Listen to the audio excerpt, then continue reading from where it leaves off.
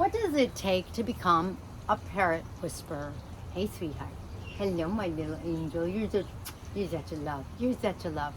This is Bella, our Gala. Don't worry, she came to us like this. We adopted her as an adult, and she was already a little bald. It hasn't gotten worse, so it doesn't seem like much of a problem. Are you getting ready to go somewhere? Are you going to leave me? Okay, bye. Hey guys, I'm Kaylin, the author of the Parrot Bliss Bond, Get to Know African Grey and Cape Parrots, Feathered Splendor, and I think one of my most useful books is 30 Perfect Apartment Parrots, because if you're looking for a perfect apartment parrot, this book has small species, quiet species, and in case your apartment's a little bigger, it has some other options, giving you 30 plus different species to choose from. All available on Amazon. Check out the link below, but they're under KB Raphael. Now, enough about that. How do you become a parrot whisperer? So let me kind of tell you where I'm coming from in this. We did sell two green chicaneers to some friends. Very thrilled that they took two because, as I always say, they keep each other company. These are flock animals, and they do so much better when they have each other. Sometimes for warmth, sometimes for companionship, sometimes to preen each other. This way they have safety and security because they're with their first flock 24/7, and then they're also with you. So they get the best of both worlds, the parrot world and the human world, and they get to bridge these two worlds. I don't think there's anything better.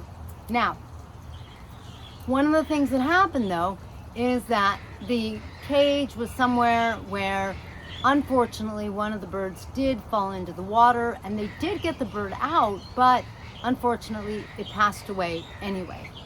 And so that kind of got me to thinking, like, you know, accidents happen, junk happens to us all the time. That word junk is a euphemism for the one that starts with an S, but I don't curse on my YouTube videos. And you know, it can happen to anyone. But I did kind of feel like one difference between a parrot whisperer and someone who's not a parrot whisperer is that a parrot whisperer stops to really observe their parrots. One thing that's interesting is a lot of people, I think, do have this ability. Some people have described me as being a whisperer, and I describe my daughter as being a whisperer. That's because I'll say to her, hey, what's going on with that bird? They look a little funny. Or, hey, check out, you know, that parrotlet, or check out that conure. What do you think? Do you see anything? You know, and she'll go and she observes them.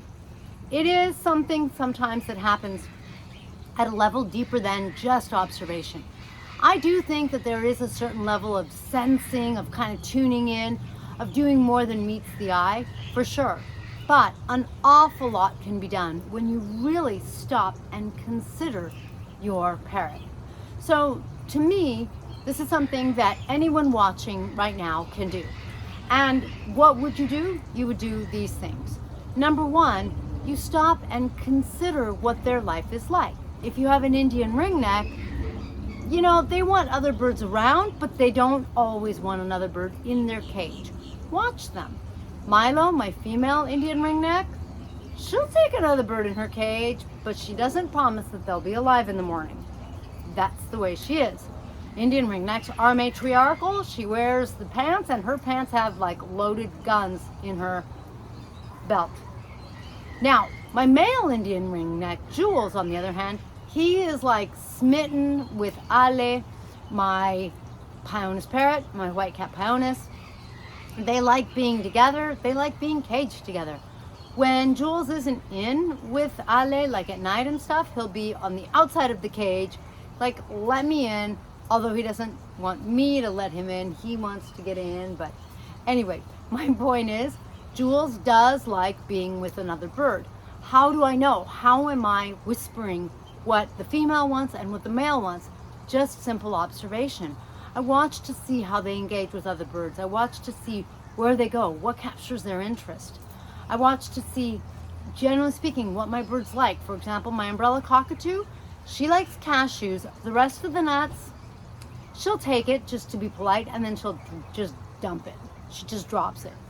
My green-winged macaw, Rosie, she's pretty partial to pretty much all the nuts, but pistachios are her favorite. Pistachios are like everyone's favorite. My African gray Hera, You can give her walnuts and you can give her peanuts, but it's not likely she's going to eat them. She also likes pistachios. Sometimes she likes almonds in the shell too. The other thing is sometimes they change. Almonds in the shell used to be popular with all of them. Walnuts used to be popular with all of them. And I don't know if they've gotten tired of those nuts and now they're into pistachios or what. But I simply observe them. I simply look and I say to myself, where's their cage? What does their cage need? Does their cage need a new perch? Do they need a change of toy? How is their food? Look at my bird. You know, how are they doing with the pellets? How are they doing with their fresh food? How much of their fresh food did they eat? Are they looking a little thin? Let's touch the keel bone on their body. Let's weigh them. How are they doing? Are they a little thin? Are they fine? Are they a little fat? How's their diet going? How are they enjoying themselves? Like, how do I see them engaging with other birds? When I put the fresh vegetables in, do they flock to it? Because most of my birds do. I watch all of these things. Is their cage too cold, too hot? Do they have a place to go and hide? Do they have some enrichment? They love when I bring them a frond of something exactly like this, cut it off, and when I take that in and I put it in their cage, they love that. The more I watch, the more I just know a part of what parrots like and what they prefer. And then the more I also know that Max, my Cape parrot, he really likes his seeds. I don't really love giving him seeds, but I've been giving him some seeds because he's thin and I'm trying to fatten him up. I think he's thin because he's young. So, you know, I just watch and I get to know them. So observe your parrot. Think of the basics for you, what you like to eat, how your body's doing, how your environment is, what you think is fun. You know, do they have a toy? When you just look at some basics like that and you really just watch them, you see how they engage with other birds, you see how they engage with their food, you see how they engage with you, you see how they engage with their cage. You may or may not be a real whisperer. I may or may not be either. You could tell me what you think, whether you're a whisperer and whether I'm a whisperer or not. But you sure will tune in an awful lot more to what it is that makes your parrot tick, what makes them happy, and you'll develop an ability to know when something's wrong with them.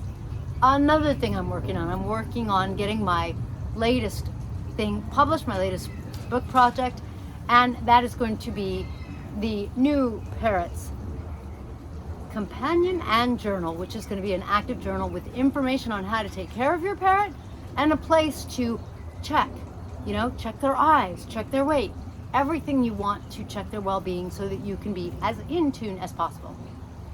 If you're interested in getting one of those, please be sure to contact me. You can contact me through my website using the contact form or the Facebook, Instagram Messenger at Parrot Bliss, and then I will let you know via email as soon as that book is ready so that you can get it.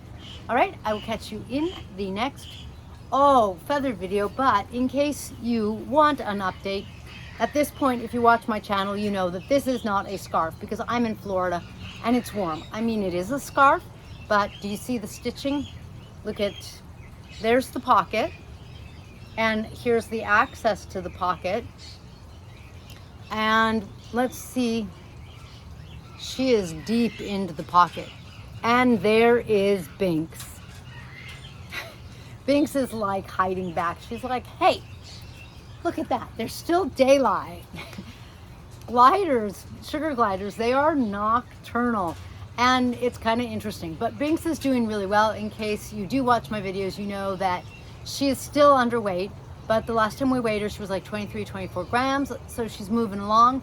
And she seems to be doing great. So very exciting. I keep her with me. This is also, of course, inadvertently training her. And I do plan on doing a video on training because it's been really interesting. I know how to train parrots, like it's like second nature to me now. I know how to tame them. I should say tame, sorry. And I'm kind of going, oh my God, I know how to tame a parrot, but how do you tame a sugar glider? They're asleep during the day. I'm asleep when they're awake. How do people tame sugar gliders? And I'm developing an answer for you. So be sure to subscribe if you haven't already and keep watching to catch my video on effortlessly taming your parrot and what I'm finding for effortlessly taming your sugar glider.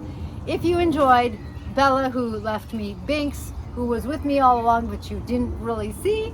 At least maybe you saw a nose. And myself. Please be sure to give us one of these. Any questions or comments below, it helps with my juice, and I'll catch you next time.